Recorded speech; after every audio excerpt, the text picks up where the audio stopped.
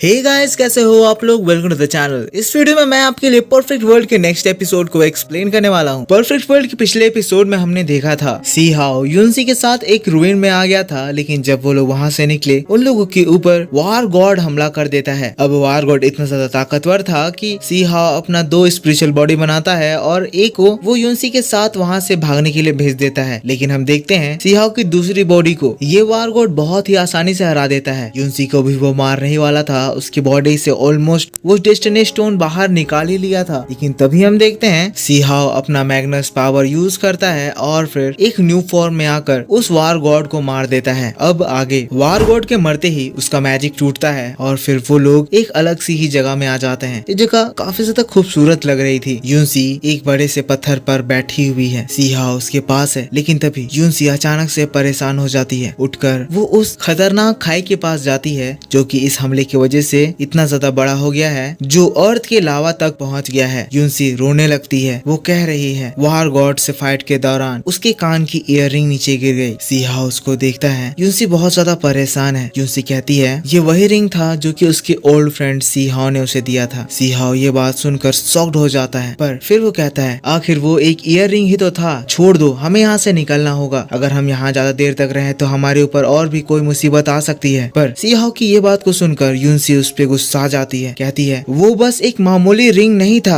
युनसी ये कहकर एकदम से रोने लगती है। अब ये चीज देखकर सी हाओ चुप हो जाता है। लेकिन फिर युनसी सी हाओ को देखती है। उसने देखा सी हाओ उसके इस रिंग के बारे में कैसे शुरू में रिएक्ट करा था। अब इस बात से युनसी के दिल में फिर से लगने लगता है कि ये उसका ओल्ड फ्रेंड सी हाओ ही है। वो सी हाओ को देखती है। सी हाओ उसको देख रहा है। फिर वो कहती है मेरे मन में एक बात है, मैं तुमसे कुछ पूछना चाहती हूँ। तुम्हारी ब्रेथ, तुम्हारा बिहेवियर, तुम्हारा हैबिट सब सी हाओ से मिलता है। क्या तुम सच में सी हाओ नहीं हो? वो सी हाओ के एकदम नजदीक आ जाती है। सी हाओ को आंख में मिलाकर देखने लगती है तो फिर सी हाओ घबरा जाता है। लेकिन दोस्तों वैसे ही वहाँ पे एक मैजिक होता है और ये मैजिक वहाँ की सारी चीजों को अचानक से रोक देता है। जितने भी पंछी वहाँ पर उड़ रहे थे, यहाँ तक कि युनसी भी एकदम स्टेच्यू जैसे रुक जाती है। वहाँ का समय ही रुक गया है, बस सी हाओ ही है जो कि इससे अनअफेक्टेड है। तो फिर अचानक से वहाँ पे एक आवाज गूंजती है, मैं तुम्हें जानती हूँ। सी हाओ ये बात सुनता है और वो एकदम शॉक्ड हो जाता है कि आखिर अब ये कौन है। सी हाओ ये मैजिक देख रहा है और फिर थोड़ा सा घबरा रहा है। कह रहा है आखिर ये स्ट्रॉन्ग मैजिक किसका है? जो भी ये पर्सन है जरूर ही ये बहुत ही ज्यादा ताकतवर है। वैसे ही दोस्तों हम वहाँ पर एक ब्यूटीफुल वुमन को देखते हैं जो कि सी हाओ के पास आ जाती है। सी हाओ के पास आने के बाद कहती है मैं तुम्हें जानती हूँ, पर अब तुम मुझे बताओ कि मैं कौन हूँ। सी हाओ उसकी ये बात को सुनता है, देखता है, पर इस लेडी को देखकर उसे कोई भी ऐसे पहचानने जैसी फीलिंग या बात याद नहीं आती है। सी हाओ कहता है मैं सोच रहा हूँ पर मुझे ऐसी कोई भी बात याद नहीं आ रही है। ये बात सुनकर वो लेडी कहती है तुम मुझे जानते हो, तुम मुझे बहुत ही ज्यादा अच्छे से जानते हो। फिर वो सी हाओ का हाथ पकड़ती है और फिर कहती है मेरी और तुम्हारी डेस्टिनी हमेशा से जुड़ी हुई है, हम दोनों जरूर मिलेंगे। और वो लेडी अपने मैजिक से सी हाओ का सारा इंजरीज को हील करने लगती है। सी हाओ ये देख रहा है, अपने मन में कह रहा है ये मेरी इंजरीज हील कर रही है, पर इसके चेहरे को देखकर या इसकी एनर्जी मुझे कहीं से भी फेमिलियर नहीं लग रही है। फिर दोस्तों इसके बाद हम देखते हैं वो बॉडी सी हाओ को हील करने के बाद एक पोर्टल के जरिए वहाँ से चली जाती है, ये कहते हुए कि मेरे यहाँ से जाने के बाद ये जो सारा टाइम रुका हुआ है ये फिर से नॉर्मल हो जाएगा और यहाँ पे जो बातें हुई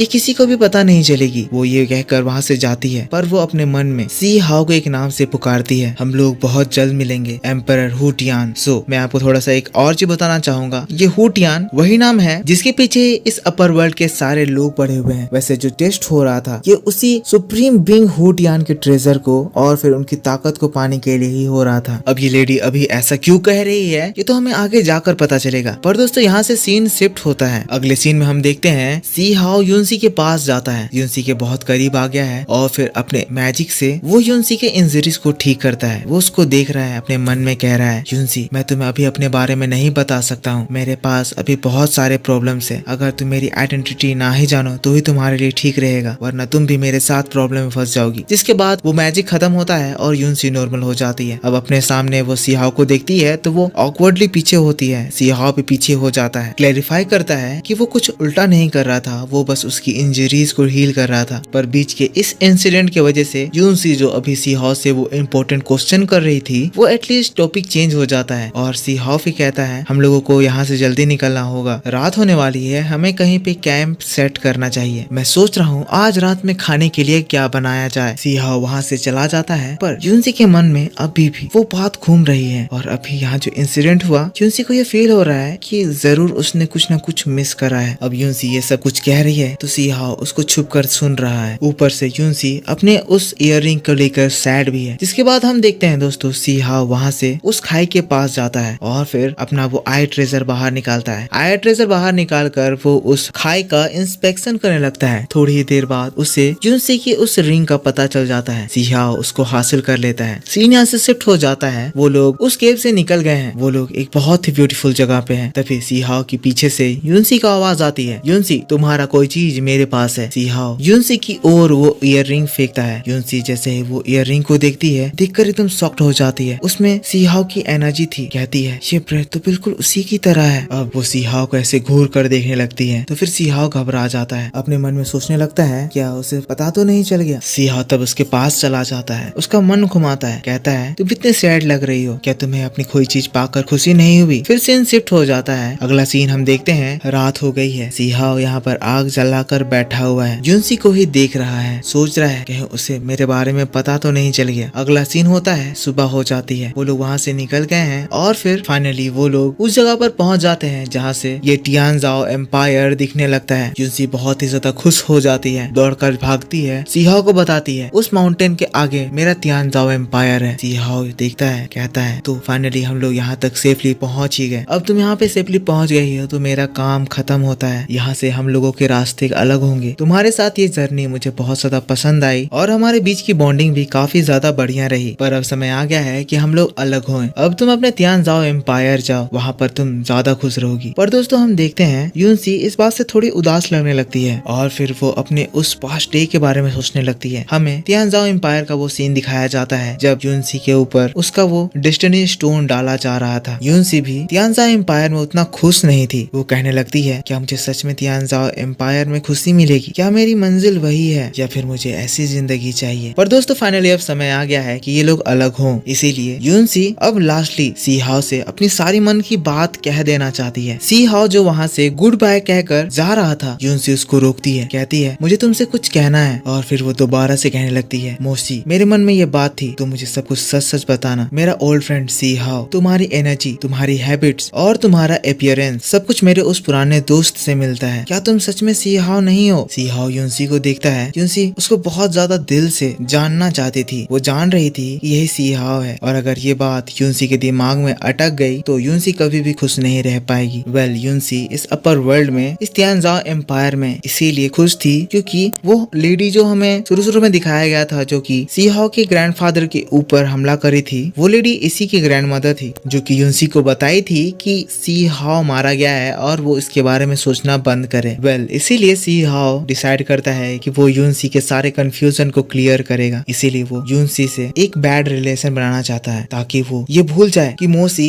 कभी भी सी हाओ हो सकता है। वो यूनसी को पकड़ लेता है और यूनसी से बहुत बुरी बात कहता है, गंदी तरह से फ्लर्ट करता है एंड देन कहता है मैं जानता हूँ कि तुम मुझे पसंद करती हो पर तुम इसके लिए मुझे कोई और समझने का नाटक कर रही हो। ये बात सुनकर मुझे बहुत ज्यादा बुरा लगा। अगर तुम्हें कुछ चाहिए तो तुम मुझे बोल सकती हो। यूनसी जब सी हाओ की इस बात को ऐसे अजीब टोन में सुनती है तो फिर वो गुस्सा जाती है। यही नहीं, सी हाओ उसके उस ईयर रिंग को भी फेंक देता है। अब इससे वो बहुत ही ज्यादा इमोशनल हो जाती है। कहती है मुझे विश्वास हो गया कि तुम सी हाओ नहीं हो सकते हो। तुम्हारा बहुत बहुत थैंक्स कि तुमने मेरी मदद करी। तुम्हारे वजह से ही मैं यहाँ तक पहुँच पाई। पर अब से हमारा रास्ता अलग हो रहा है। और फिर दोस्तों यूनसी सी हाओ के पास बहुत ही ज्यादा गुस्से से क्रॉस करती है और फिर वो लोग अलग हो जाते हैं। दूसरी ओर हम लोगों को सी हाओ को दिखाया जाता है जो कि खुद अपने इस बिहेवियर से बहुत ही ज्यादा नाखुश है। पर वो कह रहा है जैसा कि गॉड लियो ने मुझसे कहा था कि मेरी डेस्टिनी अलग रहना है, मेरे लाइफ में बहुत ही ज्यादा प्रॉब्लम आएगी। मैं नहीं चाहता मेरी आइडेंटिटी आने के बाद तुम मेरे साथ रहो और वो प्रॉब्लम्स तुम्हें भी सहनी पड़े। इसीलिए यूनसी मुझे माफ करना, पर मुझे तुमसे अलग होना ही पड़ेगा। और दोस्तों बस इसी बात के साथ परफेक्ट वर्ल्ड का ये एपिसोड इसी जगह पर खत्म हो जाता है। तो मेरे दोस्तों आप मेरे को बताओ कि आपको परफेक्ट वर्ल्ड का ये एपिसोड कैसा लगा। इसके बाद मैं आपके लिए इसका ट्रेलर एक्सप्लेनेशन करूंगा, फिर आपके लिए एक डिटेल में नोवेल एक्सप्लेनेशन भी आएगा। तो फटाफट से इस वीडियो को लाइक कर दो और नोवेल एक्सप्लेनेशन का इंतजार करो। डेविल रूल की वीडियो भी बहुत ज्यादा जल्द आएगी। तो मैं मिलता हूँ आपसे इसके नेक्स्ट वीडियो को लेकर बहुत ही जल्द। तब तक के लिए take care, bye bye, thanks for watching.